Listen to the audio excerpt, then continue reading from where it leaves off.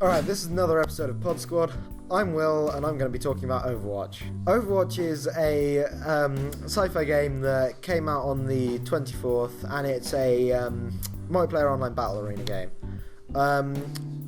It's already very well received, and it was very much hyped. It's about, basically, in the future, after robots known as Omnics, artificial intelligences, revolt, a peacekeeping force, international peacekeeping force of all the best and brightest scientists, spec ops people and everything like that come together to put a stop to any violence or anything like that. However, they disband after their organisation collapses due to corruption and whatever else, basically. And but with new dark things arising and violence and stuff, Overwatch is called back together in order to put a stop to it. And basically, it's a series of missions, things you can do, and you get a whole host of characters from Overwatch and things like that to play as. Now, I first saw Overwatch, and I thought it was actually going to be an animated movie because of the sheer amount of quality and effort they put into the original teaser trailer. But I later found out it was going to be a game, and I've been looking forward to it for ages. And I looked through all of the background lore of each of the characters, which have all been lovingly crafted and given full bios, and in some of the cases, animated shorts, which I would really recommend watching.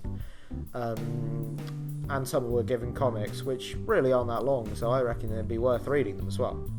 Anyway, I then in turn played the beta, and that's all the experience I have at the moment, because sadly my copy hasn't arrived yet. But the beta of Overwatch showed me quite a lot of what it was going to be. Now, you get 4 types of classes. The first is attacker, the second is defender, the third is tank, and the fourth is support. The attacking classes are fairly self-explanatory. They do high attack damage, they're mobile, and they're basically there for attacking objectives and taking down other characters. Out of all of the list of the attacking characters, there are quite a few I like. I like Farah, though I'm not so fond of her playstyle. I like McCree, but I'm still not great with his playstyle. I like Genji, because who doesn't like ninjas, really? But most of all, I like Soldier, because a pretty badass old soldier is always a good character to have. Now, I have a reasonable amount of experience as attackers, and I really like the way they handle, but now I'm going to talk about defenders. Now, defenders are there for defending objectives and escorting cargo and things like that. I took a while picking really which defender I like the most, and I'm currently in a bit of a pickle between choosing Junkrat, the Australian explosives expert, and Torbjorn, who is a Scandinavian mechanic, basically, and a dwarf, because every game needs a dwarf. Then you get tanks, and all of the tanks I really like their characters, because on the whole they're quite sort of, each one is actually very different and quite likeable. And I personally chose Reinhardt, the German defender, the German warrior, who's quite sort of traditional in his methods. He is probably my favourite character in the Overwatch game altogether, as quite a jolly character, and one of the comics is about him. And then finally you get the supporters. Their role is healing people, providing buffs and things like that. All of the supporters handle roughly the same, but have their own particular thing that sets them apart from the rest. I had a lot of time also picking which supporter I like the most, because although I like Zenyatta's story a lot, I actually decided eventually to go for Mercy as my supporter character that I tend to play, because she's a lot more effective than the rest of them.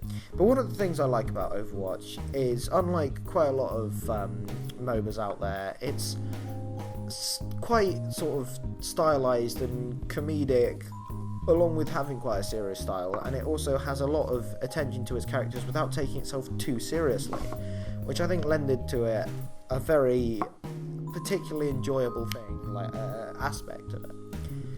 Also, I think that the different characters and the way they play and things like that handles really well, with different characters having certain advantages and things like that, and not just in the fact that attackers are good against tanks, defenders, so on and so forth, but also in the fact that one character will have a definite advantage against another character who might not against other characters in turn.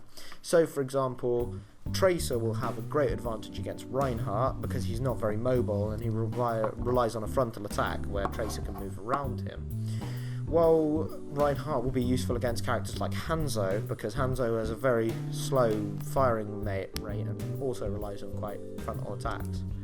I think it'd be really nice to see how Overwatch progresses, whether they'll add in any new characters, and also how they'll actually manage to progress the story in amongst this kind of evolving battlefield. I'd also like to know what they added since the beta, because the beta looked really good, so I'm definitely looking forward to finding out the whole of the game. This has been Overwatch. Like, comment and subscribe, and thanks for watching.